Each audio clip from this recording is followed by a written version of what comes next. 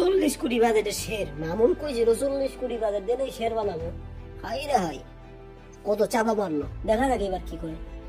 তবে এইবার শের কিন্তু ধামাকা হবে, কারণ দরদের যা আশা দিছিল, এক্সপেকশন ভালো ছিল, দরদ কিন্তু ভালোভাবে ছিল, কিন্তু একটা ওদের দোষের কারণে হয়নি। মামুন যতটুকু এক্সপ্রেশন দিছিল, যত চাপা মেরেছিল যে এটা করবো ওটা করবো, দরদ কিন্তু ভালো হবে, একেবারে খারাপ না। এই কারণেই হয়তো মানুষের এক্সপ্রেশন এত বেশি ছিল যে যা চাইছিল তা পায়নি। দরদ কিন্তু খারাপ না, যদি এত চাপা না মারতো লোকাল মুভি অনেকের কাছে প্রশংসা আসতো। কিন্তু আমার মনে হয় যেটা, সেটা হলো এই শের খারাপ হবে না। এই যে আপনার দেশের এগুলো এই 2-1 দিনের মধ্যে এই মামুন পোস্ট করছে, বুঝছেন তো। আর সরি যে মানে ভুল করে পোস্ট, এই যে পোস্টটা চলে গেছে, এটা তো অন্য ফানের যাই হোক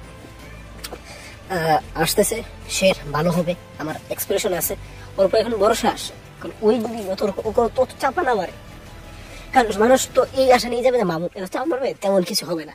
কিন্তু যাই পেয়ে যাবে ধামাকা, 40 কোটি বাজেট, এটা তো একেবারে করবে না। কারণ মামুন যে গালিগুলো খাইছে, সে কোনো রকম প্রথম ভুলটা করবে না, সে ওই পুনরায় ওই ভুলটা করবে।